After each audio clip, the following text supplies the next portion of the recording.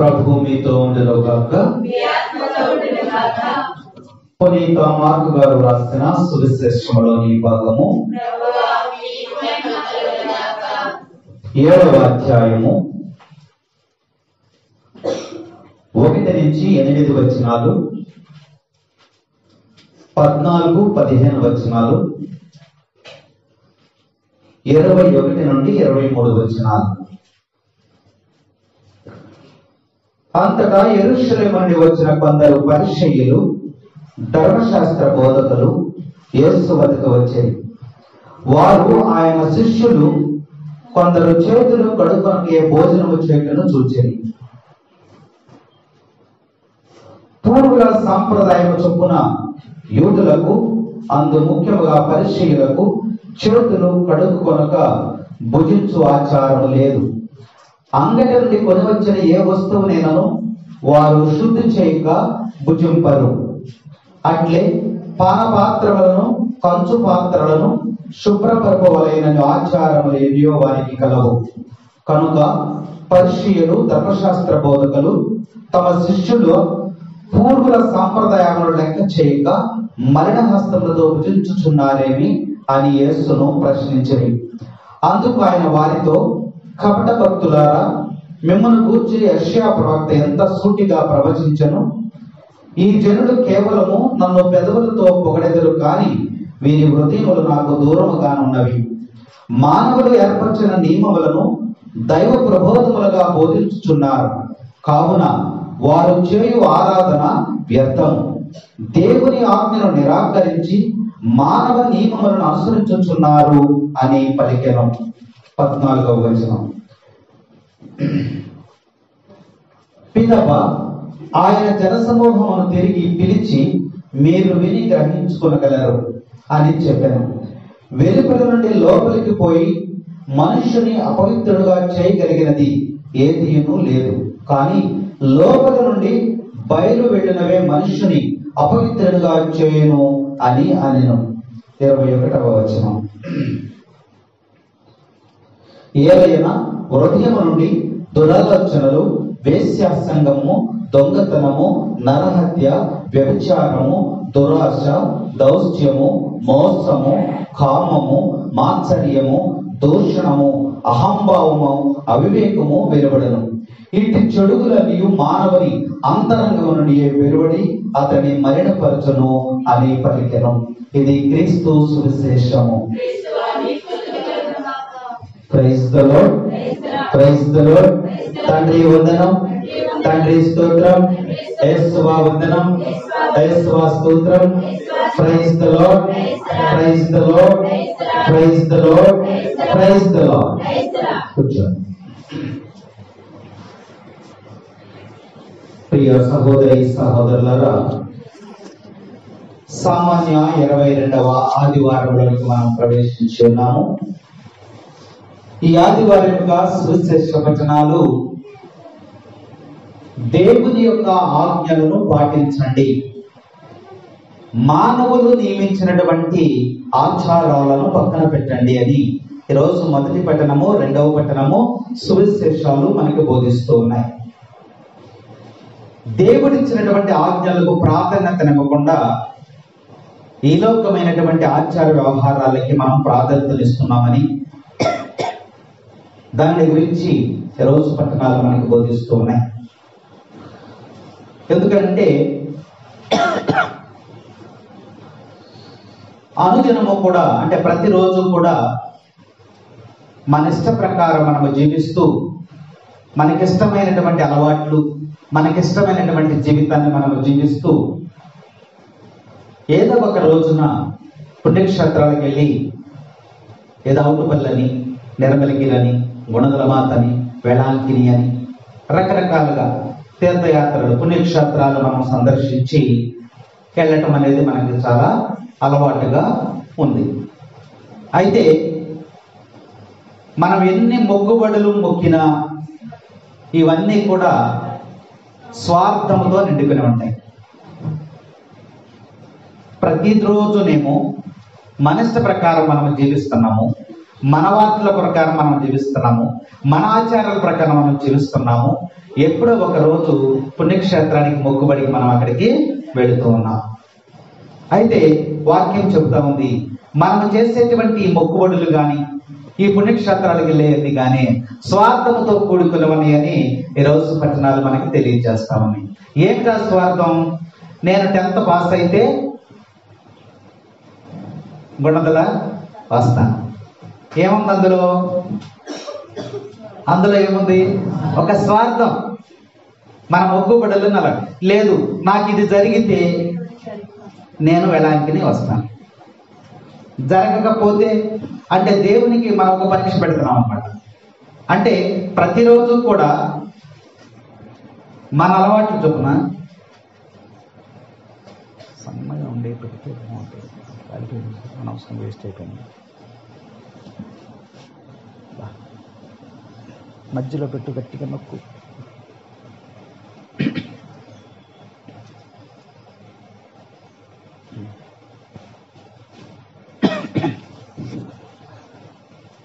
మన ఆచార వ్యవహారాలు ఎలా ఉన్నాయంటే స్వార్థంతో కూడుకున్నవి అని ఈరోజు పట్టణాలు మనకి జ్ఞాపకపరుస్తూ ఉన్నాయి. నీ భక్తి జీవితము ప్రతిరోజు కూడా ఉండాలి. మామూలు రోజుల్లో మన ఇష్టానుసారంగా మనం జీవించి పండుగ రోజుల్లోనూ తర్వాత మత సంబంధమైనటువంటి వేడుకల్లో మనం పాల్గొనేటప్పుడు మనము దేవుని మీద భక్తి శ్రద్ధలు ఉన్నట్లుగా మనము కనపరుస్తూ ఉంటాం. ఈ పండుగలు కానీ ఈ మత సంబంధమైనటువంటి ఇవన్నీ కూడా ఆచారం చొప్పున మనం చేస్తున్నాం అనేది గ్రంథం తెలియజేస్తా ఉంది. అంటే ఒక పండుగ ఏదైనా ఉందనుకోండి, ఈ సంవత్సరం వద్దులే అన్నాం అనుకోండి, ఏం చేస్తామా?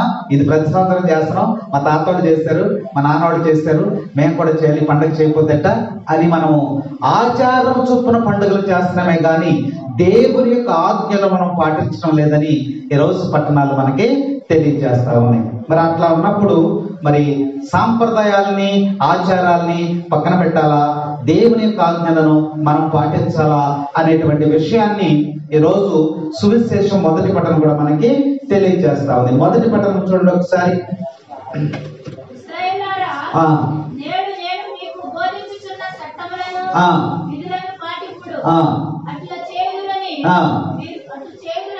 అట్లు చేదురు మీరు బ్రతుకుదురు. Praise the lord, praise the lord, praise the lord. తండ్రి వందనం, తండ్రి స్తోత్రం, యేసువా వందనం, యేసువా స్తోత్రం, ప్రైజ్ ద లార్డ్. దేవుడు 1వ పట్టణంలో మనకి వాక్కు ద్వారా సెలవిస్తూ ఇశ్రాయేలు ప్రజలకు సెలవిస్తూ ఉన్నాడు. అంటే ఇశ్రాయేలు ప్రజలకు ఇచ్చినటువంటి ప్రతి సందేశము కూడా మనల్ని జ్ఞాపకపరుస్తూ ఉంది. మన జీవితాన్ని మరి సరి చేసుకోవటానికి ఆనాడు ఇశ్రాయేలు ప్రజలకు ఏదైతే దేవుడు బోధించాడో ఈరోజు మనకి అది దేవుడు తన వాక్కు ద్వారా తెలియజేస్తూ ఉన్నాడు. ఇశ్రాయేలు ప్రజలారా, నేడు నేను ఆజ్ఞాపించినటువంటి చట్టములను విధులను పాటింపుడు. అలా పాటిస్తే మనం జీవిస్తాం, బ్రతుకుతాం. అలా పాటించకపోతే ఏమవుద్ది? మనము చనిపోతాం.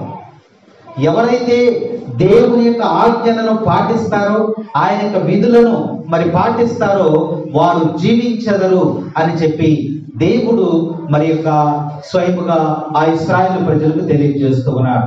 మరి ఈ ఇశ్రాయేలు ప్రజలు దేవుని ఆజ్ఞలు పాటించట్లేదా? మరి దేవుని యొక్క విధులు, దేవుని యొక్క చట్టాలను వాళ్ళు నెరవేర్చట్లేదా అని చూసినట్లయితే వాళ్ళు నెరవేర్చట్లేదనే చెప్పాలి. దేవుడు ఎందుకు చెప్తాడు ఆ మాటని? వారు పాటించకపోవటం వలన ఈ విషయాలను వారికి తెలియజేస్తున్నాడు. అందుకనే వాక్యాలు చూసినట్లయితే మీరు ఆ విధులను, ఆ ఆజ్ఞలను పాటించినట్లయితే మీరు బ్రతుకుదురు అని ఈరోజు మనకి వాక్యం మనకు చక్కగా హెచ్చరిక చేస్తా ఉంది. ఏమిటి ఆ విధులు, ఏమిటి ఆ యొక్క విషయాలను మనం లోపలికి వెళ్ళినట్లయితే దేవుడు యెషయా ప్రవక్త ద్వారా మనకు చక్కగా తెలియజేస్తా ఉన్నాడు. ఎందుకంటే దేవుని యొక్క ఆజ్ఞలను కాలక్రమేణా ఏమైపోతున్నాయి? మరిచిపోతున్నారు. దేవుడు ఎన్ని ఆజ్ఞలు ఇచ్చాడమ్మా? 10 ఆజ్ఞలు. ఎక్కడిచ్చాడు? దేవుడే స్వయముగా అగ్ని చేత పలకల మీద వ్రాయబడి 10 ఆజ్ఞలు.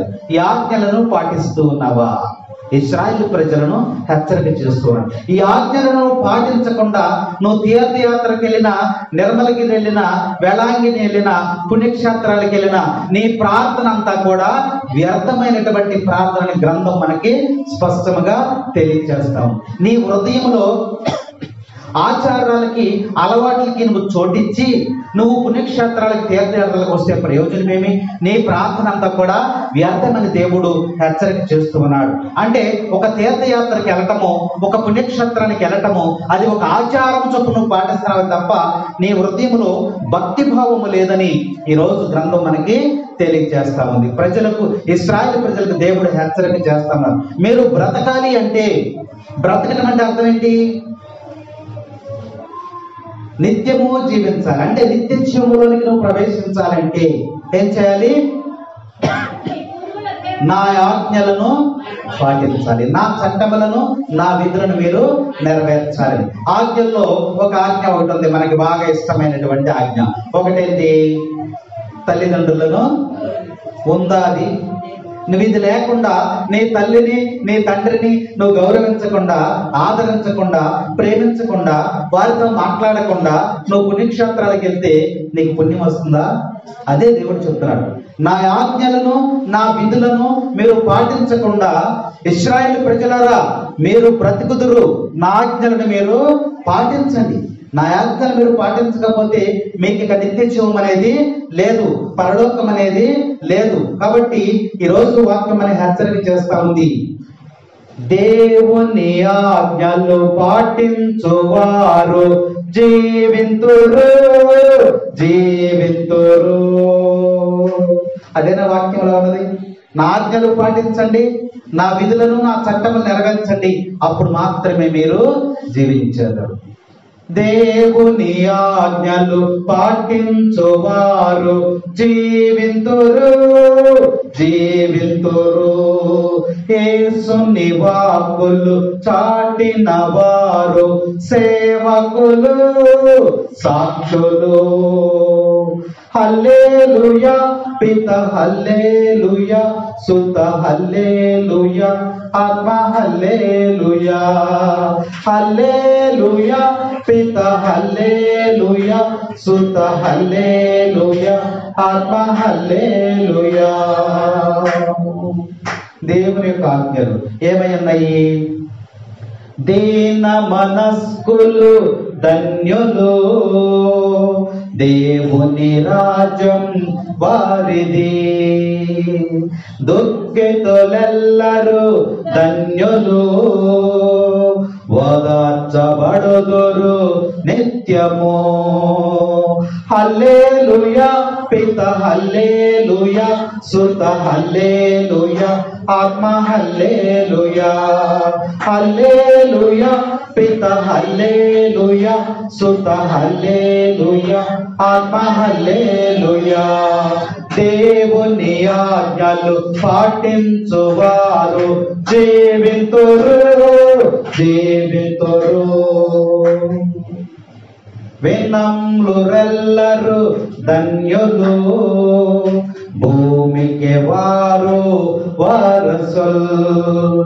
నీతి పరులు ధన్యులు, సంతృప్తి వారు పొందును.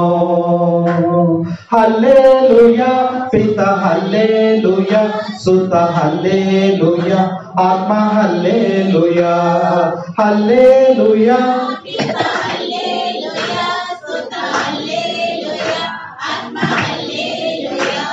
దేవుని ఆజ్ఞలు పాటించువారు జీవింతురు, జీవింతురు.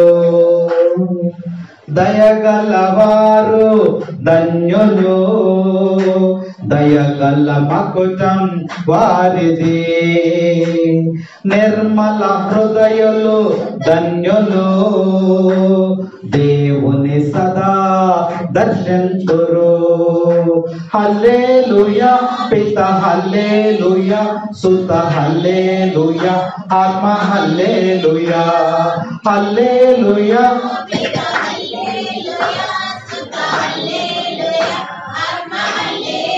దేవుని ఆజ్ఞలు పాటించువారు జీవింతురు జీవింతురు.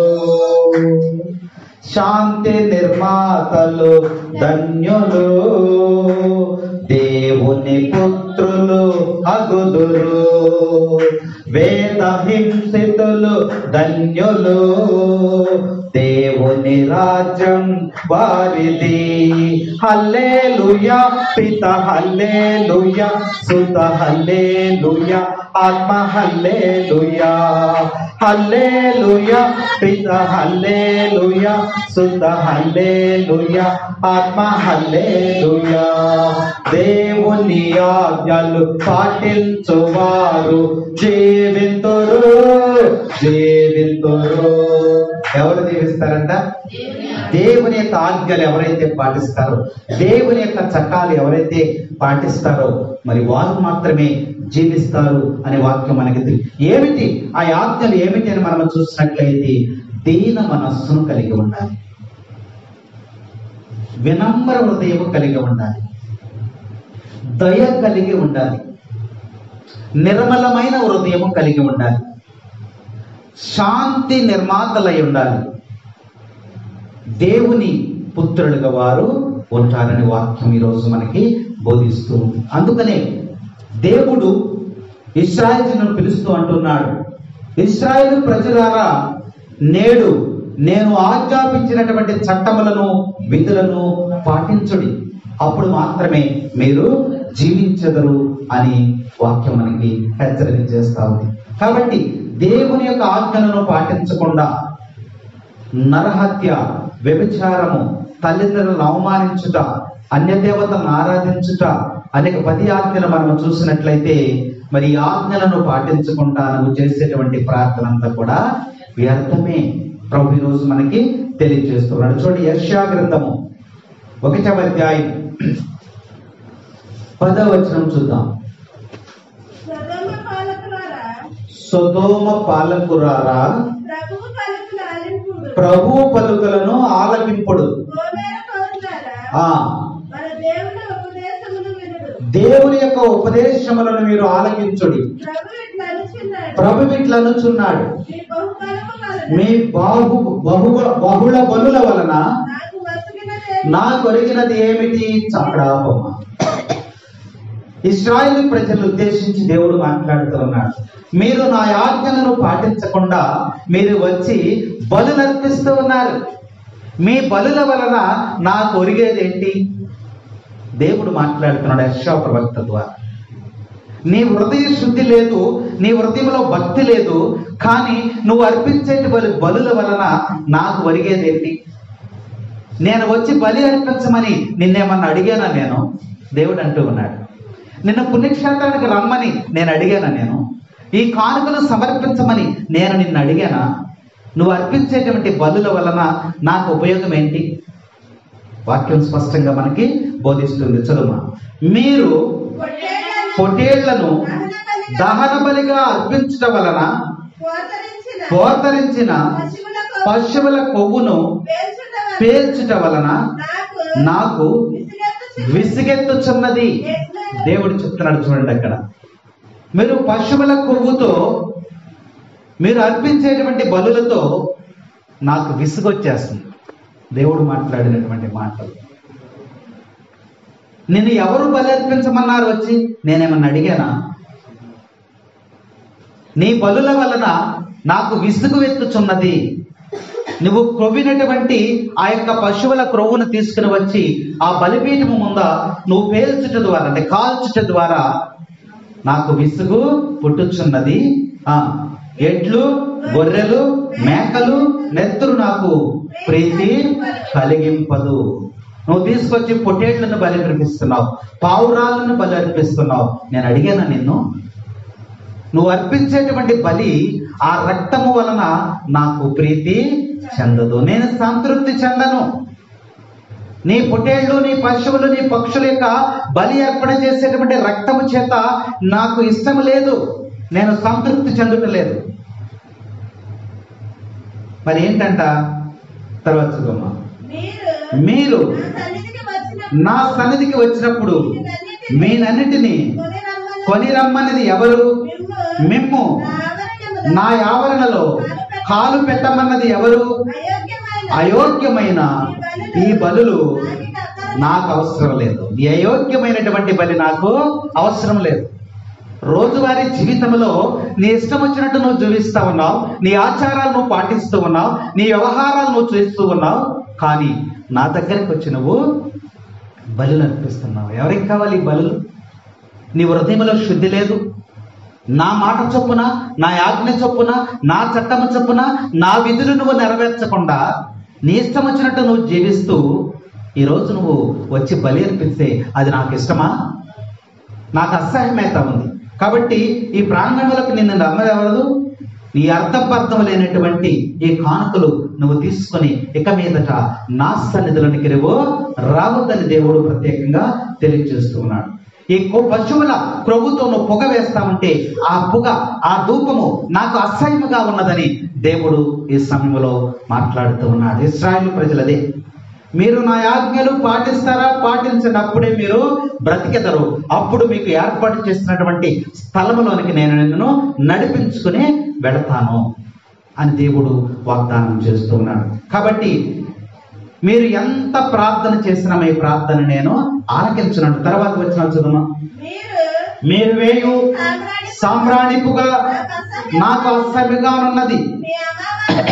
మీ అమావాస్య పండుగలు, విశ్రాంతి దినోత్సవములు, ఉత్సవ దిన సమాజములు నేను భరింపలేను. మీరు చేసేటువంటి పండుగలు, మీరు చేసేటువంటి ఆచార వ్యవహారాలు నేను భరించలేకపోతూ ఉన్నా. ఎందుకనంటే అందులో ఏమి లేదంట, భక్తి లేదంట. మనం చేసేటువంటి వ్యవహారాల్లో భక్తి లేదు. మీరు రోజువారీ జీవితము మీ ఇష్టం వచ్చినట్లు జీవించి ఒకరోజు మాత్రమే నా సన్నిధిలోనికి వచ్చి మీరు ఏం చేస్తున్నారంట? నాకు ఇష్టం లేని అర్పణలను మీరు అర్పిస్తూ ఉన్నారు.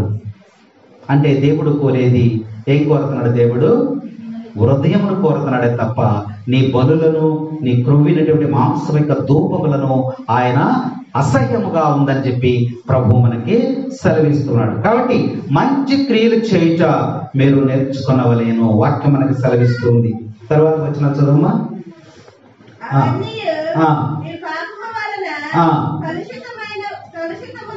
15వ వచనం, మీరు ప్రార్థన చేయుటకు చేతులెత్తినప్పుడు నేను మీ వైపు చూడను, మీరెన్ని మనవులు చేసినను నేను ఆలకించను, మీ చేతులు రక్తముతో నిండి ఉన్నవి. Praise the lord, praise the lord, praise the lord. మీరు నా ఆజ్ఞలను పాటించకుండా, నా నియమములను పాటించకుండా మీరు ఎంత ప్రార్థన చేసినా మీ వైపు నేను కన్నెత్తి కూడా చూడనని దేవుడు మనకి యెషయా ప్రవక్త ద్వారా ఇశ్రాయేలు ప్రజలకు తెలియజేస్తున్నటువంటి సందేశం. తరువాత మిమ్ము మీరు కడుగుకొని శుద్ధి చేసుకొనుడు, నా ఎదుట దుష్కార్యములు చేయకుడు. ఎలా జీవించాలంటే వాక్యం మనకి చక్కగా హెచ్చరిక చేస్తా ఉంది. దీన మనస్సు కలిగి ఉండాలి. ఎలాంటి హృదయమమ్మా? దీన మనస్సు. దీన మనస్సు అంటే ఏంటమ్మా? దీనత, తగ్గించుకొని ఉండాలి. నీ హృదయంలో నువ్వే ఉండాలి, తగ్గించుకొని జీవించాలి. దేవుడు నీకు అన్ని ఇస్తూ ఉన్నాడు, ఆస్తులు, అంతస్తులు, ఆరోగ్యము, సమస్తాన్ని కూడా దేవుడు నీకు ఇస్తూ ఉన్నాడు. నువ్వు ఎలా ఉండాలి? దీన మనస్సు, తగ్గింపు స్వభావం కలిగి ఉండాలి. ఇవన్నీ కూడా ఎవరిచ్చారు? నాకు దేవుడే ఇచ్చాడు.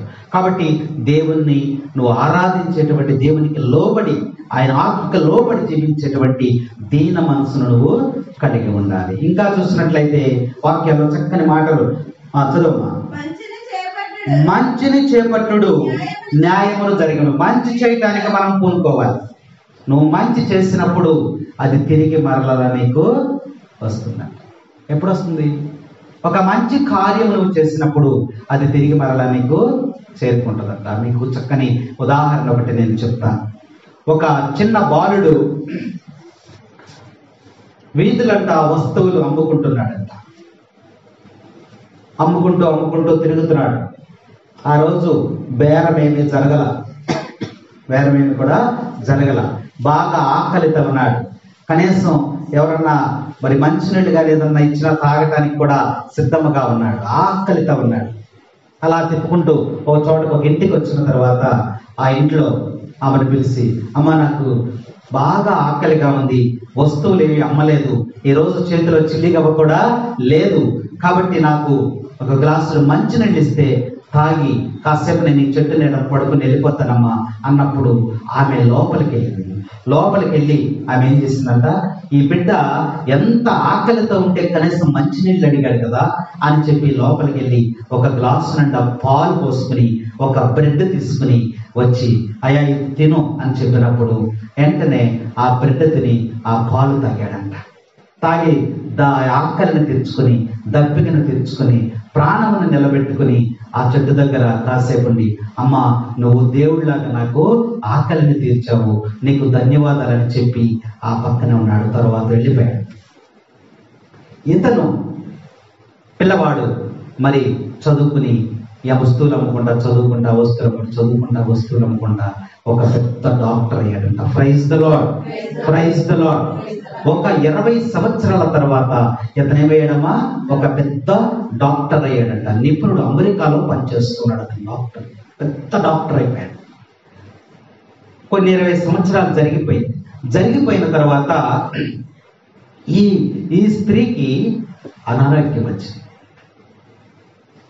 ముసలితనం వచ్చేసింది, అనారోగ్యం వచ్చేసింది, భయంకరమైనటువంటి వ్యాధి వచ్చేసింది. అనేక మంది వైద్యులను సంప్రదించారు. అనేక మంది వైద్యులను సంప్రదిస్తే ఎక్కడ కూడా నయం కావట్లేదు. నయం కాకపోతే తనకున్న ఆస్తిని కూడా అమ్మేశారు, పొలం అమ్మేశారు, బంగారం అమ్మేసింది, అన్నీ అమ్మేసి ఆ వైద్యం చేయించుకుని చివరికి ఏం చేస్తే ఒక హాస్పిటల్కి జాయిన్ అయ్యారు. ఇక్కడికి నెలకి ఒకసారి ఒక పెద్ద డాక్టర్ వస్తాడు. ఈ డాక్టర్తో చూపించుకోవాలని చెప్పి ఎవరో తెలియజేస్తే ఆమె హాస్పిటల్కి వెళ్ళిందంట. వెళ్ళిన తర్వాత ఒక డాక్టర్ వస్తారు, ఆ డాక్టర్ కోసము వెయిట్ చేస్తుంది. హాస్పిటల్లో జాయిన్ అయ్యి ఉంది. ఏమనుకుంటుందంట మనసులో, వీళ్ళేమంటున్నారు, ఈ వ్యాధి ఇక్కడ నయం కాలేదు, అమెరికా నుంచి ఒక పెద్ద డాక్టర్ వస్తున్నాడంట, ఆ డాక్టర్తో చూపిస్తాము, ఆయన కూడా చేయలేకపోతే ఇక నీ జీవితము వ్యర్థమైపోతుంది, చనిపోతావు, కాబట్టి ఆయన కూడా చూస్తాడు, మరి రేపు వారం రండి అని చెప్పి కబురు చేశారంట. వెళ్ళి హాస్పిటల్లో ఉంది. ఆమె భయపడుతుంది, ప్రార్థన చేసుకుంటుంది. అయ్యా ఇప్పుడు పెద్ద డాక్టర్ అంటే డబ్బులు కూడా ఎక్కువగా ఇవ్వాలి, నా దగ్గర అయితే ఏమీ కూడా లేవు, ఎలా అని ఆలోచన చేస్తూ భయపడుతూ రోగంతో బాధపడుతూ ప్రార్థన చేసుకుంటూ ఆ రూమ్లోనే ఉంది. తీరా సమయానికి డాక్టర్ గారు అమెరికా నుంచి వచ్చేస్తారు. వచ్చిన తర్వాత పేషెంట్లు వస్తున్న చూస్తుంటే ఒక్కొక్క పేషెంట్ అయిపోయిన తర్వాత ఈమె వంతు వచ్చిందంట. ఈమె లోపలికి వెళ్ళేసరికి డాక్టర్ ఒక్కసారి కుర్చీలో కూర్చున్న ఆయన లేచి నిలబడ్డాడు. Praise the lord, praise the lord, praise the lord.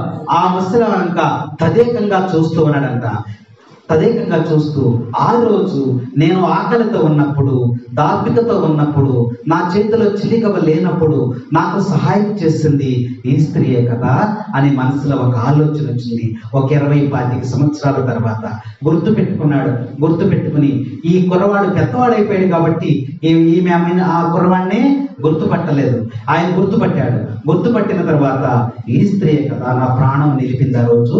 అమ్మా ఎలా ఉంది నీ ఆరోగ్యం అంటే, అయ్యా ఇది నా పరిస్థితి చెప్పినప్పుడు వెంటనే సిస్టర్స్ని పిలిచి ఈమె ఏం చేశాడంట, సపరేట్గా ఒక రూమ్ని మనకి ఏర్పాటు చేయండి అన్నాడంట. సపరేట్గా ఒక రూమ్ని ఏర్పాటు చేసి, అమ్మా నేను ఒక వారం 10 రోజులు నేను ఇక్కడే ఉంటా, వచ్చి వెళ్ళిపోవాలనుకున్నాను, కానీ నీ అనారోగ్య పరిస్థితి చూసిన తర్వాత నేనేం చేయాలి, మనకు వారం 10 రోజులు ఇక్కడే ఉంటా, నీకు వైద్యం చేసి వెళ్తాను, నువ్వు హాయిగా రూమ్లో రెస్ట్ తీసుకొని చెప్పి ఒక్క రోజుకి ఎంత ఫీజు అయితే వారం 10 రోజులు ఉంటానంటున్నాడు. ఈయనకి ఎంత డబ్బు చెల్లించాలి అనే వేదనకి పట్టుకుంది. అన్నీ అయిపోయింది, బంగారం అన్ని కూడా చేతులు అన్నీ అయిపోయినాయి. వేదనతో ఉంది, ప్రార్థన చేసుకుంటుంది, కన్నీరు కారుస్తుంది, ఏడుస్తుంది. డాక్టర్ గారు ఒక నర్సుని ప్రత్యేకంగా, ఆమె మీకు ప్రత్యేకంగా ఆమె దగ్గరే ఉండండి, ఆమెకు పరిచర్య చేయండి అని చెప్పి ఈయన ప్రతిరోజు ఆమె కోసమే హాస్పిటల్కి వస్తూ ఉదయం మధ్యాహ్నం సాయంత్రం ఆమెను పరీక్షించి వైద్య పరీక్షలన్నీ చేసి చక్కగా 10 రోజుల్లో ఆమె వ్యాధి పూర్తిగా నయం అవ్వలేదు, కానీ వ్యాధి తగ్గుముఖం పట్టి చక్కగా ఇక ఇంటికి వెళ్ళే పరిస్థితి వచ్చింది. 10 రోజులు అయిపోయింది. అప్పుడు ఆ రూమ్లోకి వెళ్ళాడంట. వెళ్ళి, అమ్మా ఎలా ఉంది నీ ఆరోగ్యం? అయ్యా చాలా బాగుందయ్యా, మరి ప్రశాంతంగా ఉంది నాకు, ఇక నీకు తగ్గింది, మందులు ఆడుకోవచ్చు, ఇంటికి వెళ్ళిపోయి నీకు ఆరోగ్యం కుదుటపడింది, నువ్వు సంతోషంగా ఉండొచ్చు, నిన్ను రేపు పంపించేస్తాను ఇంటికి వెళ్తుందని అని చెప్పేసి అన్నారంట. అన్న తర్వాత వచ్చిన తర్వాత బిల్లు ఎంత ఇస్తారనేటువంటి వేదనతో ఉంది. అప్పుడు డాక్టర్ గారు పిలిచి, అమ్మా ఈమెకి బిల్లు ఎంతో తీసుకురమ్మన్నప్పుడు ఒక పెద్ద బిల్లు 3 లక్షల రూపాయల బిల్లు వేశారంట హాస్పిటల్ వాడు. ఆ బిల్లును డాక్టర్ గారు తీసుకుని ఆ రూమ్లోకి వెళ్ళాడంట. ఆ రూమ్లోకి వెళ్ళి, అమ్మా నీకు ఇదిగో 3 లక్షల రూపాయల బిల్లు వేశారు అని చెప్పి అన్నారంట. అయ్యా నా దగ్గర లేవు, నేను ఎలా కట్టాలన్నప్పుడు ఆయన వెంటనే ఏనన్నా మోకరించి ఆమె పాదాలు పట్టుకుని, ఈయనే ఆయన పాదాలు పట్టుకుని, అమ్మా నా ప్రాణాన్ని నిలిపినది నీవే, నన్ను గుర్తుపట్టేవా? ఒకరోజు బొమ్మలు అమ్ముకుంటూ మీ ఇంటికి వచ్చినప్పుడు, మధ్యాహ్నం వేళ ఆకలితో ఉన్నప్పుడు, అమ్మా కోసం మంచినీళ్ళు ఉంటాయి అంటే నువ్వేమిచ్చావు? పాలు రొట్టె ఇచ్చి నన్ను ఆకలి తీర్చావు. ఆ స్థితిలో నుంచి నేను ఇప్పుడు ఈ స్థితిలోకి వచ్చాను. నువ్వు ఆ రోజు నాకు ఆ సహాయం చేయబట్టే నేను ప్రాణంతో బ్రతికానమ్మా. ఇదిగో నువ్వు చేసిన దాని కృతజ్ఞతగా నేను ఈరోజు దేవుడు నన్ను ఇంటిదిగా దీవించాడు.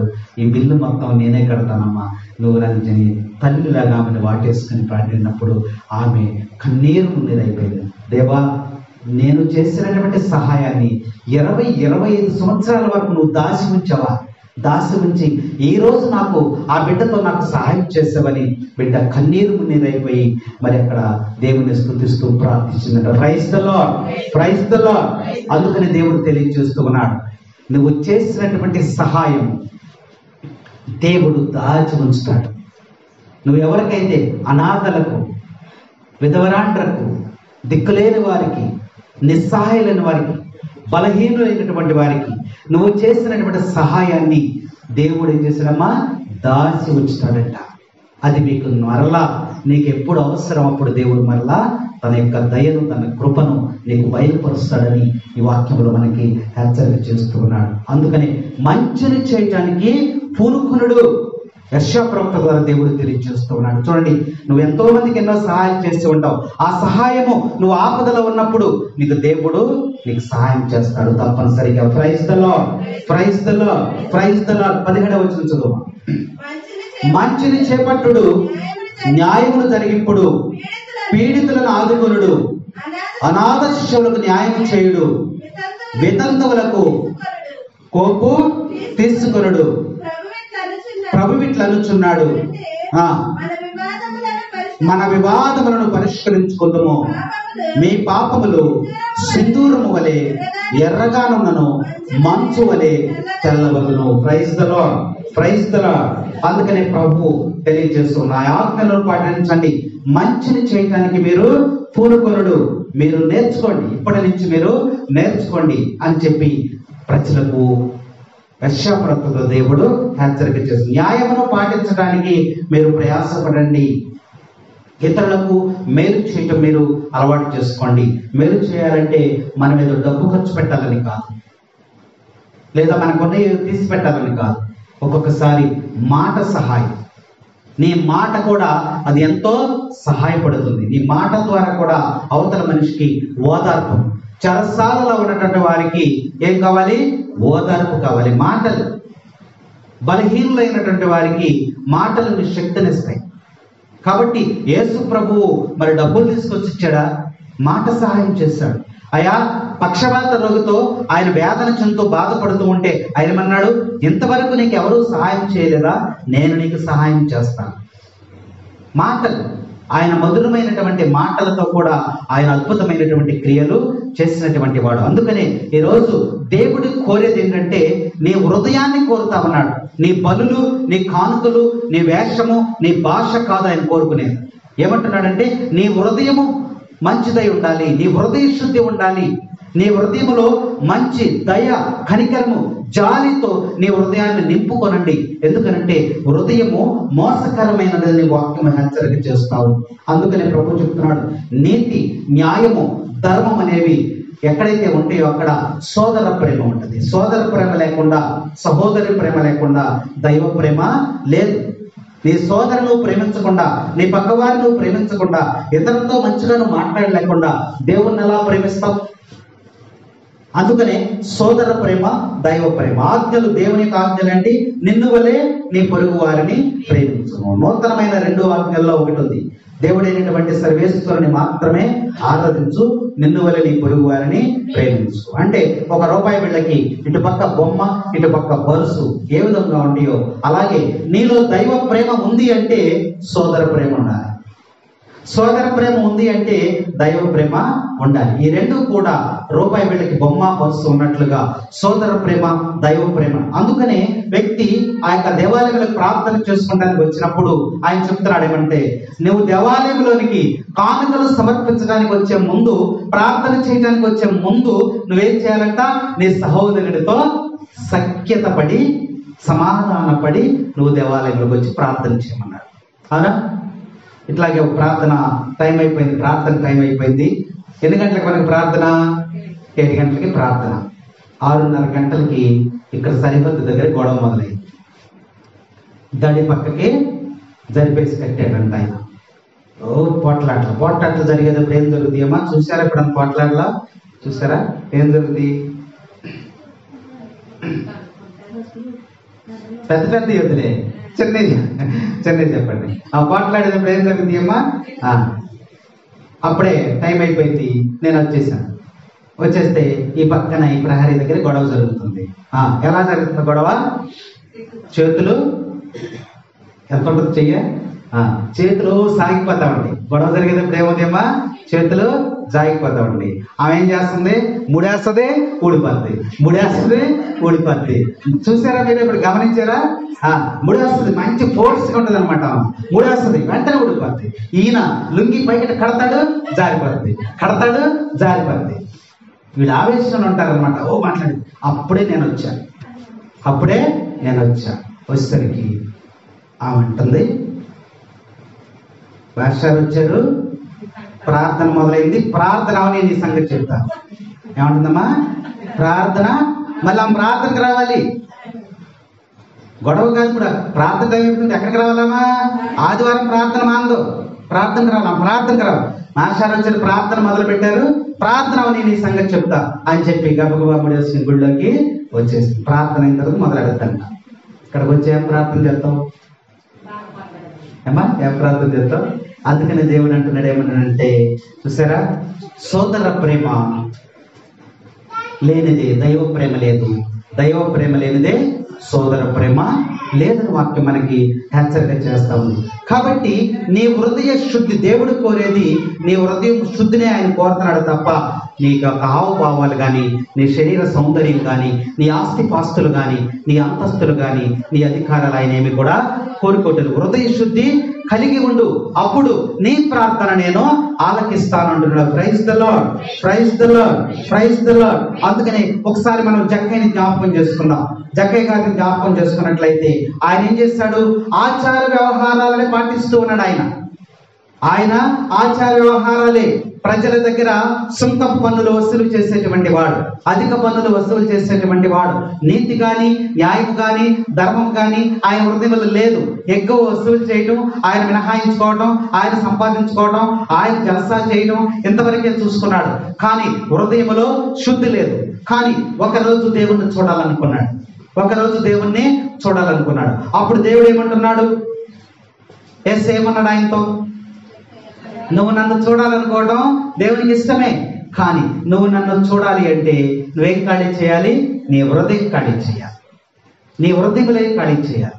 నీ ఇంటికి వెళ్దాం రా అని చెప్పి ఇంటికి తీసుకుని వెళ్ళాడు. ఇంటికి తీసుకెళ్ళిన తర్వాత ఒక టేబుల్ పెట్టారు. టేబుల్ దగ్గర యేసయ్య ఇటు పక్క కూర్చుని ఉన్నాడు, జక్కయ్య ఇటు పక్క కూర్చుని ఉన్నాడు. అప్పుడు జక్కయ్య ఒక దర్శనాన్ని పొందుతూ ఉన్నాడు. ఏమిటా దర్శనం అంటే, ఇల్లంతా కూడా ఎలా ఉందమ్మా? వెలుగుతో నింపబడి ఉంది. ఇల్లంతా కూడా వెలుగుతో నింపబడి ఉంది. యేసు ప్రభు వెనక వేల కొలది దూతలు నిలబడి ఉన్నారంట. యేసు ప్రభు కూర్చుని ఉంటే ఆయన వెనక వేల కొలది దూతలను. ఆ దృశ్యాన్ని ఎవరు చూశారమ్మా? జక్కయ్య చూశాడు. చూసి ఇదిగో అసలు నిజమైనటువంటి జీవితం ఇక్కడ ఉంది అని చెప్పి అప్పుడు ఆయన పశ్చాత్తాపడి, నేను చేసినదంతా కూడా అవినీతి, అధర్మము, కాబట్టి నేను ఇప్పటి నుంచి ఎలా జీవిస్తాను? మారు మనసు పొందాను, హృదయ పరివర్తన పొందాను. అందుకని ఇక్కడ వాక్యం మనకు తెలుసు, నా ఆజ్ఞలను మీరు పాటించండి, నాకు విరుద్ధముగా మీరు జీవించినప్పుడు మీరు నిత్య జీవాన్ని పొందుకోలేరని చెప్పి, ఇదిగో ఈ మతపరమైనటువంటి మన పండుగలు కానీ ఇలాంటివి ఏవి చేసినా మనకి భక్తి భావంతో ఆ పండుగలు చేయాలని కూడా వాక్యం మనకి హెచ్చరిక చేస్తోంది. భక్తి శ్రద్ధలు లేకుండా చేసినటువంటి ఇశ్రాయేలు ప్రజలను ఉద్దేశించి దేవుడు ఈరోజు మాట్లాడిన విధముగా మనను కూడా వాక్యం ఈరోజు హెచ్చరిక చేస్తా ఉంది. చూడండి, వాక్యంలో మనం సువిశేషంలోనికి వెళ్దాం. సువిశేషంలోనికి వెళ్ళినట్లయితే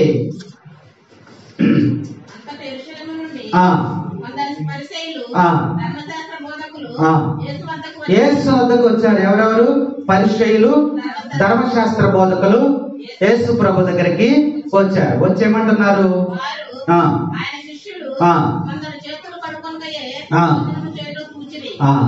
భోజనాలు చేస్తున్నారు. అక్కడ యేసు ప్రభు వచ్చిన తర్వాత భోజనాలు చేస్తున్నారు.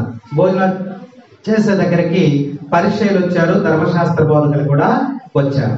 వచ్చిన తర్వాత చేతులు కడుక్కొనకుండా భోజనాలు చేస్తున్నారంట శిష్యులు. అది చూసి యేసు ప్రభు దగ్గరికి వచ్చి, అయ్యా, మీ శిష్యులు చేతులు కడుక్కోకుండా భోజనాలు చేస్తున్నారు అని చెప్పి యేసు ప్రభువుని అడిగినట్లుగా వాక్యం మనకి తెలియజేస్తాము. తర్వాత ఏం జరిగింది? సాంప్రదాయము, ఆచారాలు పరిసయ్యులు, ధర్మశాస్త్ర బోధకులు పాటిస్తున్నారు. వీళ్ళకు ఉన్నటువంటి ఆచారం ఏంటంటే, ఏ వస్తువు కొని తెచ్చినా సరే ఏం చేస్తున్నారంట?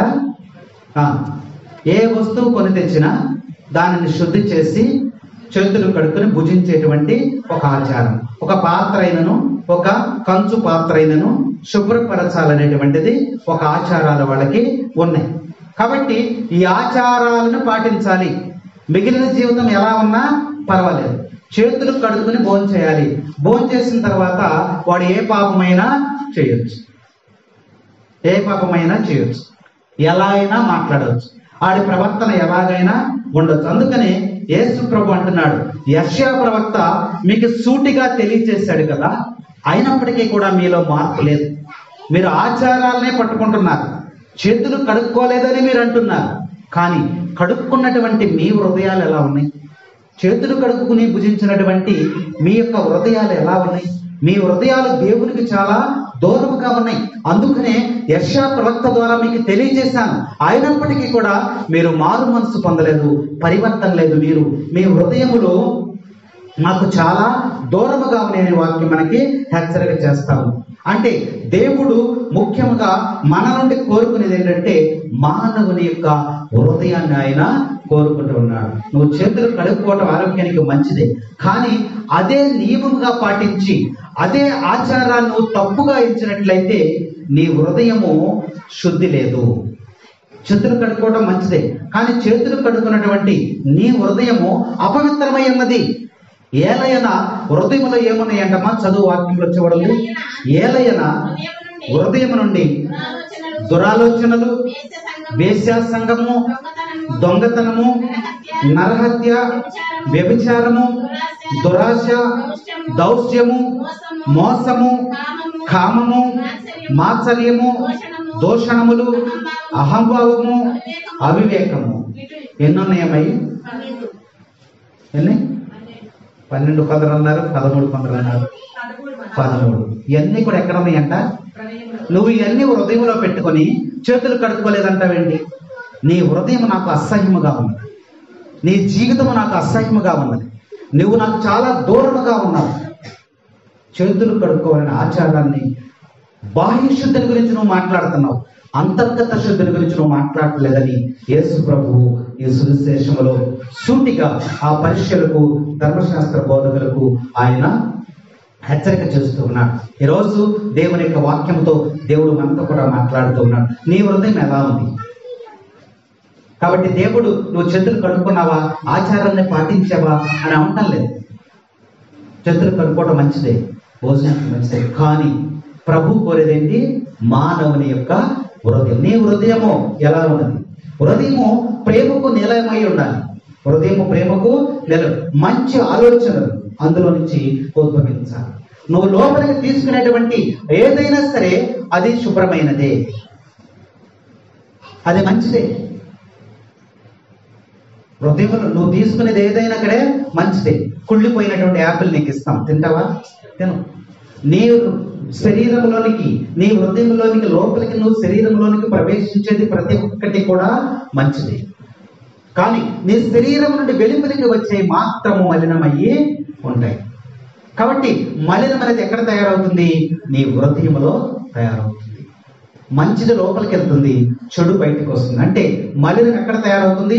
నీ హృదయంలోనే తయారవుతుంది. కాబట్టి నీ హృదయము ప్రేమకు నిలయమై ఉండాలని దేవుడు ఆశిస్తూ ఉన్నాడు. ఆయన కోరేది అదే, మంచి ఆలోచనలు ఉండాలి. కాబట్టి నువ్వు ఎలా జీవిస్తున్నావు అనేది, నువ్వు ఎవరితో తిరుగుతున్నావు అనేది, నువ్వు ఏ ప్రాంతంలో నివసిస్తున్నావు అనేది, ఎలాంటి ప్రదేశంలో నీ స్నేహితులు ఎవరు, దానిని బట్టి నీ జీవితం ఉంటుంది. అందుకనే ప్రభు అంటున్నాడు, నిజమైనటువంటి స్నేహితుడను నేనే, నీకు స్నేహితులుగా ఉంటానంటున్నాడు. వర్షం ఉంది, వర్షం పడుతుంది కదా ఇప్పుడు. వర్షం నీరు పైనుంచి పడుతుంది. అది స్వచ్ఛమైనదా మలినమైనదా? స్వచ్ఛమైనది. ఆ నీరును పట్టుకుంటాం కదా మనం, పట్టుకుంటాం. ఆ పట్టుకున్న నీటిని మనము తాగుతాం కూడా, అవునా? కాబట్టి వర్షం నీరు స్వచ్ఛమైనది. ఆ స్వచ్ఛమైనటువంటి నీరు నీ బిందులో పడింది అనుకోండి, బయటకు వచ్చే బిందులో, అది నువ్వు త్రాగటానికి ఉపయోగిస్తావు. ఆ నీరు డ్రైనేజ్లో పడింది అనుకోండి, ఆ నీరు ఏమైపోతుందమ్మా? మలినమైపోతుంది. మంచి నీరే డ్రైనేజ్ నీళ్ళలో పడితే ఏమైపోయింది? మురికి నీరుగా అయిపోయింది. అదే పవిత్రమైనటువంటి గంగాజలం అంటారు.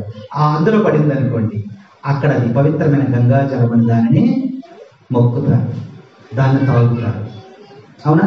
అదే నీరు మనం పట్టుకునేది మంచి నీరు అని మనం త్రాగటానికి ఉపయోగిస్తాం. ఒక మంచి నీరు అది పడినటువంటి ప్రదేశం బట్టి మారిపోయింది, అవునా? మన జీవితం కూడా అంతే. నువ్వు ఎవరితో స్నేహం చేస్తున్నావు దానిని బట్టి నువ్వు ఎలాంటి వాడివో. దొంగలతో కలిసి తిరుగుతున్నావు అనుకో, నిన్నేమంటారు? దొంగే అంటారు.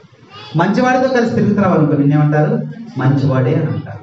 కాబట్టి నువ్వు తిరిగినటువంటి ఆ యొక్క ప్రదేశమును బట్టి, ఆ స్నేహాన్ని బట్టి నువ్వేంటనేది ప్రజలకు అర్థమవుతుంది. అందుకనే నేను నిజమైనటువంటి స్నేహితుడను, నాతో స్నేహం చేయి అని ప్రభువు ఈరోజు పిలిపిస్తూ ఉన్నాడు. అందుకనే ప్రభువుతో నువ్వు స్నేహం చేసినప్పుడు నువ్వు కూడా మంచి వ్యక్తిగా, మంచి వాడిగా, మంచి హృదయాన్ని నువ్వు కలిగి ఉంటావని వాక్యం హెచ్చరిక చేస్తావు. అందుకనే హృదయం మోసకరమైనది కాబట్టి ఆ హృదయ అంతరంగాలు అందులో ఎన్నోన్నాయో చూడండి. హృదయం నుండి దురాలోచనలు మనల్ని మాలిన్యపరిచేది హృదయంలో ఉన్నవి. కాబట్టి మానవుని మలినపరుచున్నది తన అంతరంగమని సువిశేషం హెచ్చరిక. నీ హృదయంలో దురాలోచనలు ఉన్నాయి. తర్వాత ఏముందమ్మా? వేశ్య సంఘం ఉంది, దొంగతనం ఉంది, నరహత్య ఉంది, వ్యభిచారం ఉంది, దురాశ ఉంది, దౌష్యం ఉంది, మోసం ఉంది, కామం ఉంది, మాత్సర్యం ఉంది, దోషణం ఉంది, అహంభావం ఉంది, అవివేకం ఉంది. ఇవన్నీ కూడా హృదయంలో వచ్చే వెలుపలికి వస్తాయి. కాబట్టి హృదయాన్ని శుద్ధి చేసుకోమంటున్నాడు. హృదయాన్ని శుద్ధి, బాహ్య శుద్ధి కాదు. ఈ పరిచయులు, ధర్మశాస్త్ర బోధకులు యేసు ప్రభు దగ్గరికి వచ్చి చెప్పినప్పుడు మాటలు ఏమన్నాడంటే, మీరు బాహ్య శుద్ధిని గురించి నాతో మాట్లాడుతున్నారు. చేతులు కడుక్కున్నాం, కాళ్ళు కడుక్కున్నాం, తల దూకున్నాం, సెంటు పూసుకున్నాం, ఇవి చెప్తున్నారు. కానీ లోపల ఏముంది? సున్నమ కొట్టిన సమాధిలాగా మీ హృదయాలు ఉన్నాయి. సమాధిలో ఏముంటుందమ్మా? కుళ్ళు. సమాధిలో ఏముంటుంది? కుళ్ళు. మీ హృదయములు ఎలా ఉన్నాయి? సున్నమ కొట్టిన సమాధుల్లాగా ఉన్నాయి. దాని గురించి మీరు ఆలోచించండి అని ప్రభు ఈరోజు మనకి హెచ్చరిక చేస్తున్నాడు. అలాగే 2వ పట్టణంలో మనం ఒకసారి చూసినట్లయితే, పునీత మరి యాకోబు గారు రాసినటువంటి లేఖలో 2 విషయాలు మనకి తెలియజేస్తూ ఉన్నాడు. కేవలము వినుటయే కాదు, ఆత్మవంచన చేసుకొనండి. వినటమే కాదు, ఏం చేయాలంట? ఆత్మవంచన చేసుకొనండి. విని వెళ్ళిపోవటం వలన ఉపయోగం ఏమీ కూడా మనకి లేదు. ఆత్మవంచన చేసుకోండి. దేవుని యొక్క ఆజ్ఞలు నేను పాటిస్తూ ఉన్నానా?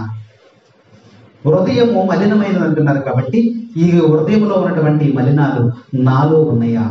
ఉంటే దేవుని యొక్క ఆజ్ఞ ప్రకారం నేను నిత్యము జీవించాలి, పరలోకంలోనికి ప్రవేశించాలి అని ఆశపడుతున్నాను. కాబట్టి ఏముండాలంటే అందులో ఏముండాలమ్మా? ఆత్మవంచన చేసుకోండి, పరిశీలన చేసుకోమంటున్నాడు. నువ్వు ఎలా జీవిస్తూ ఉన్నావు, ఏం మాట్లాడుతూ ఉన్నావు, నీ ఆలోచనలు ఎలా ఉన్నాయి అని ఒకసారి ఆత్మ పరిశీలన చేసుకోండి. మంచిగా నువ్వు జీవిస్తున్నావా లేదా, లేకపోతే మంచిగా జీవించటము అలవర్చుకోండి, నాకు దగ్గరగా ఉండండి అని ప్రభువు తెలియజేస్తూ ఉన్నాడు. ఈ హృదయంలో ఇవన్నీ ఉండటం వలన ప్రభు ఏమన్నాడు? ఒకే ఒక మాట అన్నాడు, మీరు నాకు చాలా దూరముగా. మనలో అహంభావం ఉన్నప్పుడు దేవునికి దగ్గర అవ్వగలమా? అవలేదు. మనలో పాపం ఉన్నప్పుడు దేవునికి దగ్గర అవ్వగలమా? అవలేదు. మరి దేవునికి దగ్గరగా మనం జీవించాలంటే గ్రంథంలో చక్కగా రాయబడి ఉన్నది. చూడండి, అన్ని మంచి వరములను అన్ని సముద్ర బహుమానములను పరలోకం నుండి ప్రసాదింపబడింది. జ్యోతిర్ మండలంలో సృష్టించిన ఆ దేవుడి నుండి అవి పుట్టును. ఆయన మార్పు నందడు, తిరోహితుడై చీకటిని కలిగింపడు. సమస్త సృష్టి యందు మనము ప్రథమముగా ఉండుటట్లు తన సంకల్పం చేతనే సత్యవాక్కు మూలమై ఆయన. ఇక్కడ దేవుని యొక్క వాక్యం మనకు తెలియజేస్తా ఉంది. వాక్యమును విని ఆజ్ఞలను పాటించకుండా ఉన్నటువంటి వ్యక్తి ఎలాంటి వాడంటే అద్దములో తన ప్రతిబింబమును చూసుకున్నవాడు. అద్దములో తన బొమ్మను, తన ముఖమును చూసుకునేటువంటి వాడు. అద్దములో మన ముఖాన్ని ఒకసారి ఇలా చూసుకున్న తర్వాత మన ముఖం ఎలా ఉందో మనకి తెలుసు. అద్దం తీసేసిన తర్వాత మన ముఖం ఎలా ఉందో మనకి చెప్పగలమా? చెప్పలేము. కాబట్టి వాక్యమును విని పాటింపనటువంటి వాడు అద్దములో తన ముఖమును చూసుకున్న పోలి ఉన్నాడని ప్రభు తెలియజేస్తున్నాడు. అంటే మనం ఇక్కడ చూసుకున్నట్లయితే ఒకసారి చూడగానే ఆ రూపం ఎలా ఉందో కూడా మళ్ళీ మనకి తెలియదు, గుర్తుపట్టలేము, ఎలా ఉందని మనం చెప్పలేము. అందుకని వాక్యం మనకి అనాథలను, విధవలను, వారి కష్టములను వాళ్ళని ఏం చేయాలంటే పరామర్శ. అందుకని యేసుక్రీస్తు ప్రభు చెప్పాడు కదా, తీర్పు దినం ఏం జరుగుతుందంట? మనకి ఏం జరుగుతుంది? తీర్పు దినం ఏం జరుగుతుందమ్మా? ప్రతి ఆత్మ కూడా ఎక్కడికి వెళ్ళాలి? ఎక్కడికి వెళ్ళాలి? తీర్పుకి వెళ్ళాలి, దేవుని దగ్గర తీర్పుకి వెళ్ళాలి. ఆ తీర్పు సమయంలో ఏం జరుగుతుందంట? గొర్రెల వలెను మేకల వలెను వెడగట్టబడతాం. ప్రభు చెప్తాడంట. ఏం చెప్తాడు ఆయన? ఏం చెప్తాడు? ఎలా తీర్పు చేస్తున్నాడు ఆయన? నా చేత ఆశీర్వదింపబడినటువంటి వారులారా మీరు నా కుడి పార్శ్వం వైపుకు రండి, నా చేత శపింపబడినటువంటి వారులారా నా ఎడమ వైపుకు రండి. గొర్రెలు మేకలు కలిసి ఉన్నాయి, మనందరం కూడా కలిసి ఉన్నాం. కాబట్టి గొర్రెలు గాను మేకలను మేకలు గాను తీర్పు దినంలో వెడగొట్టేస్తాడు. అప్పుడు పలికినటువంటి మాటలను ప్రభు ఇప్పుడు జ్ఞాపకం చేస్తూ ఉన్నాడు. ఏమంటున్నాడంటే కుడి వైపున ఉన్నటువంటి వారు ఆశీర్వదించబడినటువంటి వారు. వాళ్ళతో అంటున్నాడు, ఇదిగో నేను దప్పిక కొని ఉన్నప్పుడు నా దప్పికను మీరు తీర్చారు, నేను ఆకలి కొని ఉన్నప్పుడు నా ఆకలిని మీరు తీర్చారు, నేను వస్త్రహీనుడై ఉన్నప్పుడు నా వస్త్రములను మీరు నాకు వస్త్రాన్ని ఇచ్చారు, నేను చెరసాలలో బందీ ఉన్నప్పుడు మీరు నన్ను పరామర్శించారు అన్నప్పుడు వాళ్ళేమన్నారు? అయ్యా మీరెప్పుడు వచ్చారు, మేమెప్పుడు ఆకలి తీర్చాము, మేమెప్పుడు దప్పిక తీర్చాము, మేమెప్పుడు వస్త్రాలు ఇచ్చామయ్యా అని అడిగారు. అప్పుడు యేసు ప్రభు ఏమన్నాడు? ఎవరైతే ఆకలిగా మీ దగ్గరికి వచ్చారో, వెదవరాండ్రగా వచ్చారో, దిక్కులేని వారుగా వచ్చారో, అనాథలుగా వచ్చారో, భిక్షకాండ్రుగా మీ దగ్గరికి వచ్చారో వారికి చేస్తే సమాజంలో అత్యల్పమైనటువంటి వాడికి మీరు ఏది చేసినా అది నాకు చేసినట్లే. ఇందాక మనం ఒక స్త్రీని జ్ఞాపకం చేసుకున్నాం కదా. ఆ స్త్రీ ఈ కుర్రోడు పెద్దోడైపోయిన తర్వాత నాకేదో చేస్తాడని ఆశపడి చేసింది, ఆమె చేయలా. ప్రేమ కలిగినటువంటి హృదయంతో ఆమె చేసింది, దేవుడు దానిని దాచిపెట్టి ఉంచాడు. అలాగే యేసుప్రభువు అనేది అదే. కాబట్టి నువ్వు చేసినటువంటి ఆ యొక్క జాలి, కనికరము, దయ కలిగినటువంటి ఆ క్రియలు నిన్ను ఎక్కడికి తీసుకొచ్చినాయి? పరలోకంలోనికి తీసుకుని వచ్చినాయి. అలాగే క్షమించబడినటువంటి వారితో అన్నాడు, ఏమన్నారు? నేను ఆకలికి ఉన్నప్పుడు నా ఆకలి తీర్చలేదు, దప్పిక కొనిన్నప్పుడు నా దప్పికను మీరు తీర్చలేదు, వస్త్రహీనుడై ఉన్నప్పుడు నాకు వస్త్రాన్ని ఇవ్వలేదు, చెరసాలలో బందీ అయినప్పుడు మీరు నన్ను పరామర్శించలేదంటే అప్పుడు వాళ్ళు ఏమన్నారమ్మా? మీరెప్పుడు వచ్చారు మా దగ్గరికి? మీరు వస్తే మేము అన్నం పెట్టుకోకుండా ఎందుకు ఉంటామన్నారు. అప్పుడు యేసు ప్రభు అన్నాడు, బలహీనులైనటువంటి వారు, అత్యల్పమైనటువంటి వారు, వారిలో నేనున్నాను, వారికి చేస్తే నాకు చేసినట్లే. అది మంచి హృదయం. దానిని పూనుకోరడని ఈరోజు వాక్యం మనకి హెచ్చరిక చేస్తుంది. కేవలము మాటలతో మాత్రమే కాదు, మాటలతో దేవుని నీవు సంతృప్తి పరచలేవు. వాక్యం హెచ్చరిక చేస్తుంది. వీళ్ళెళ్ళి బలులు ఇచ్చారు, పౌరాలు ఇచ్చారు, గొర్రెలు ఇచ్చారు, మేకలు ఇచ్చారు, రక్తాన్ని అక్కడ బలి అర్పణ చేశారు. అప్పుడు అన్నాడు ఆయన, ఏమంటున్నాడు, ఈ అర్పణలు, ఈ రక్తము, మీ బలి అర్పణలు నాకు సంతోషాన్ని కలగ చేయవు. నీ హృదయం నాకు కావాలి, నీ హృదయ శుద్ధి నాకు కావాలని ప్రభువు కేవలము మాటలతో నన్ను సంతృప్తి పరచలేవు. నీ హృదయ శుద్ధి కావాలి. నీ హృదయాన్ని బట్టి నేను నిన్ను నిత్య జీవము ఇస్తాను.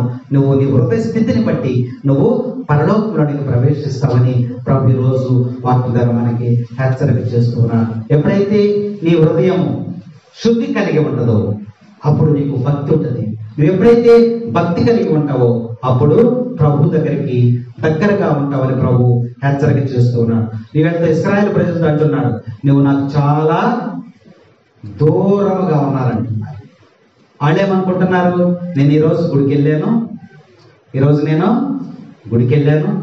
కానుకలు ఇచ్చాను, బలి అర్పించాను, పశువులు రక్తాన్ని చిందించాను, కాబట్టి నేను దేవునికి భక్తి భావంతో ఇలా చాలా దగ్గరగా ఉన్నాను అనుకుంటున్నాడు.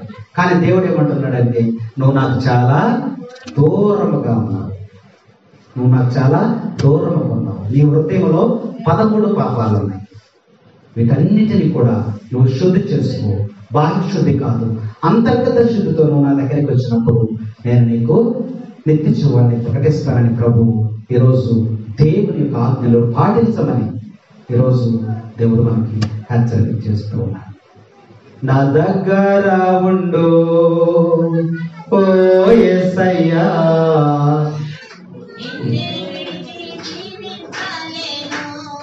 నా దగ్గర ఉండు ఓ యేసయ్యా, నిన్ను విడిచి జీవించలేను.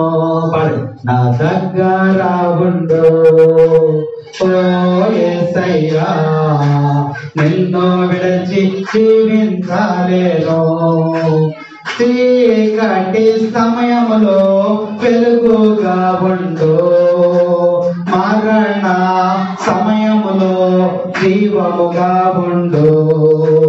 చీకటి సమయములో వెలుగుగా ఉండు, మరణ సమయములో జీవముగా ఉండు. నా దగ్గర ఉండు ఓ యేసయ్యా, నిన్ను విడిచి జీవించలేను. నా దగ్గర ఉండు, నిన్ను విడిచి జీవించలేను. కాస్త సమయములో తండ్రిగా ఉండు, దోక సమయములో తల్లిగా ఉండు. కాస్త సమయములో తండ్రిగా ఉండు, దోక సమయములో తల్లిగా ఉండు. నా దగ్గర ఉండు ఓ యేసయ్యా, నిన్ను విడిచి జీవించలేను. Praise the lord, praise the lord. తండ్రి వందనం, తండ్రి స్తోత్రం, యేసువా వందనం, యేసువా స్తోత్రం. ఓ ఇశ్రాయేలు ప్రజలారా, నా ఆజ్ఞలను గైకొనడి, అప్పుడు మీరు నిత్యము జీవించెదరు. ఈ వాక్యాన్ని మనం ప్రతిదినం కూడా జ్ఞాపకపరుచుకుంటూ ప్రభువుని ఆరాధించాలని ఈరోజు పట్టణాలు మనకి హెచ్చరిక చేస్తూ దేవుడు ఇచ్చిన వాక్యమును దీవించును గాక. పిత, పుత్ర, పవిత్ర ఆత్మ నామమున ఆమేన్.